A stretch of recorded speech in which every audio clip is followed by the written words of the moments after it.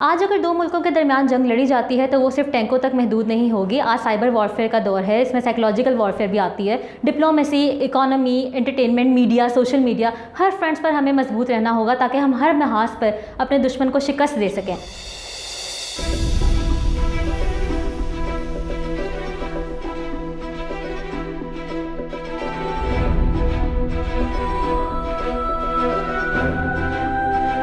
1947 में जब से पाकिस्तान वजूद में आया है तब से ही उसे सबसे बड़ा खतरा ये है कि पाकिस्तान बचता भी है कि नहीं बचता। सर्वाइवल का मसला, और इस सर्वाइवल के मसले के लिए हमारी सबसे बड़ी ज़रूरत है सिक्योरिटी और डिफेंस, क्योंकि इंडिया ने कभी भी पाकिस्तान को तस्लीम नहीं किया। इंडिया का हमेशा से अखंड भारत का तस्वुर रहा है और अखंड भारत में वो पाकिस्तान को भी शामिल करना चाहता है। इस वक्त पाकिस्तान की आर्मी 3 फ्रंट्स पर बिजी है। एक है ईस्टर्न बॉर्डर, एक है वेस्टर्न बॉर्डर और एक है हमारी इंटरनल सिक्योरिटी। अगर हम ईस्टर्न बॉर्डर की बात करें तो यहाँ पर सबसे बड़ा खतरा हमें LOC से मिलता है, जो कि लाइन ऑफ कंट्रोल, वो वाली लाइन है जो कि आज़ाद कश्मीर को और इंडियन ऑक्यूपाइड कश्मीर को पाकिस्तान और इंडिया के दरमियान डिवाइड करता है। तो इस बॉर्डर पर हम देखते हैं कि आए दिन झड़पें हो रही होती हैं और सिविलियंस को टारगेट किया जा रहा होता है, सिक्योरिटी फोर्सेस को टारगेट किया जा रहा होता है। वेस्टर्न बॉर्डर पर देखें तो वहाँ पर हमें इलीगल ट्रैफिकिंग, स्मगलिंग और मिलिटेंट अटैक्स का सामना करना पड़ता है। अक्सर हमारी सिक्योरिटी फोर्सेस को निशाना बनाया जाता है और इसीलिए इसके ऊपर फेंसिंग का काम ज़ोरों शोर से जारी है।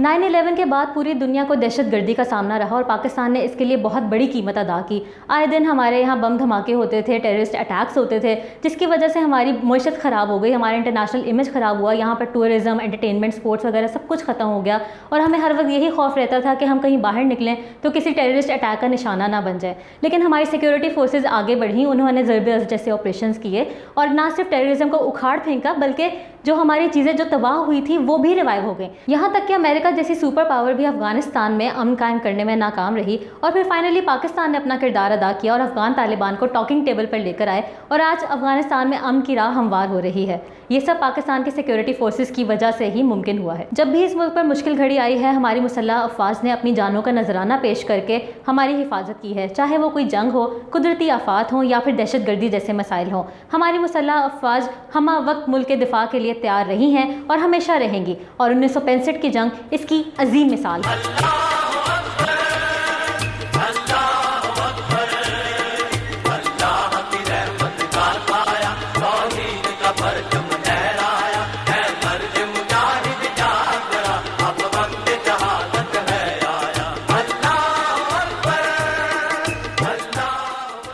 आज पाकिस्तान और इंडिया दोनों ही एटमी ताकतें हैं और ज़रा सी भी मिसकैलकुलेशन एक तीसरी आलमी जंग की तरफ ले जा सकती है, जिसको दुनिया का कोई भी मुल्क अफोर्ड नहीं कर सकता। पाकिस्तान ने इस हवाले से मुसलसल एक जिम्मेदार रियासत होने का सबूत दिया है और भारत के जंगी जुनून का हमेशा अमन से जवाब दिया है। इसका सबूत हमें 27 फरवरी 2019 में मिला, जब भारत के 2 तैयारे गिराने और उनका पायलट गिरफ्तार करने के बावजूद भी हमने उनसे जंग की बजाय अमन की बात की। हिंदुस्तान का पायलट हमने पकड़ा हुआ है, हम एज ए पीस जेस्चर हम उसको कल रिहा करने लगे हैं हिंदुस्तान को वापस।